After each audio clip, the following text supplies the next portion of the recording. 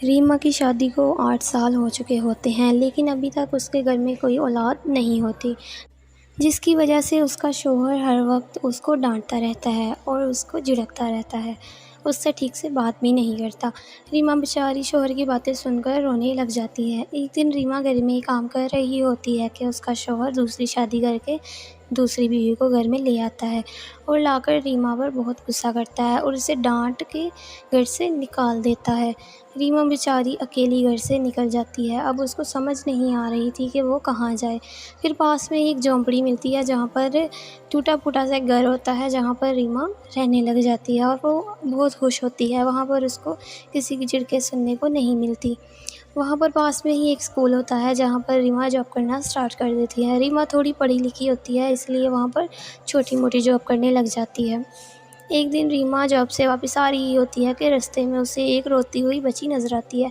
रीमा भागी भागी जाती है और उस बच्ची को वहाँ से उठाती है और आसपास देखती है तो उसे कोई भी नज़र नहीं आता। फिर उसको वो घर ले आती है। घर लाकर सोचती है कि पता नहीं वो कौन लोग थे जो इतनी छोटी सी बच्ची को इतनी बारिश में अकेली को छोड़कर चले गए।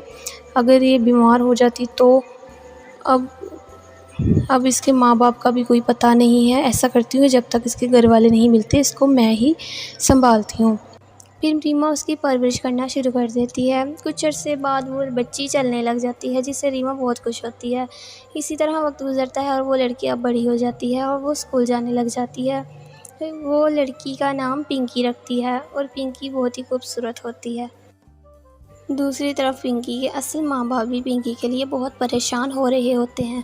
उसकी माँ कहती है कि 15 साल हो गए हमारी बेटी को गुम हुए, अभी तक कुछ पता नहीं चला, पता नहीं वो है भी कि नहीं।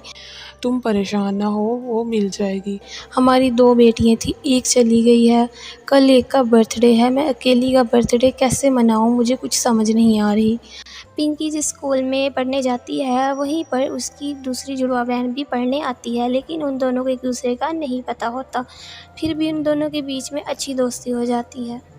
एक दिन मानो अपनी माँ के साथ बाजार जा रही होती है कि रास्ते में बहुत बारिश होने लग जाती है और उनकी गाड़ी ख़राब हो जाती है। सो मानो अपनी माँ से कहती है कि यहीं पास में पिंकी का घर है, चलो वहाँ पर चलें। और फिर वो दोनों माँ बेटी पिंकी के घर चली जाती हैं। देखा पिंकी, कैसा लगा मेरा सरप्राइज़?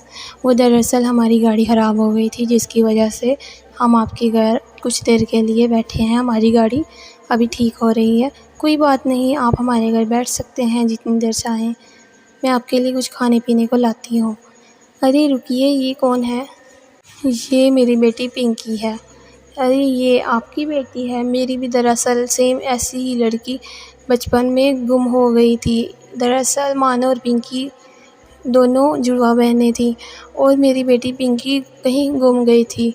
अरे ये मुझे यहीं पर मिली थी। ये मुझे लगता है आपकी ही बेटी है। क्या सच में? हाँ, इसके गले पर भी वही निशान है जो मानो के है। और फिर वो माँ बेटी बहुत खुश होती हैं और उसकी माँ बहुत खुश होती है अपनी बेटी को देखकर, और वो अपनी बेटी को गले लगा लेती है और सब खुश हो जाती हैं। तो रीमा कहती है कि आप सबकी अब फैमिली कंप्लीट हो गई है, अब मैं इस घर में अकेली कैसे रहूँगी, मैं तो पिंकी के बगैर नहीं रह सकती। तो फिर वो पिंकी की माँ कहती है कि अरे आपने यहाँ अकेले क्यों रहना है, आप हमारे साथ हमारे घर चलिए, सब मिलकर रहते हैं। और फिर वो सब मिलकर खुशी खुशी रहना शुरू कर देते हैं। अगर आपको कहानी पसंद आई है तो चैनल को सब्सक्राइब करें, वीडियो को लाइक करें और एक अच्छा सा कमेंट करें। शुक्रिया।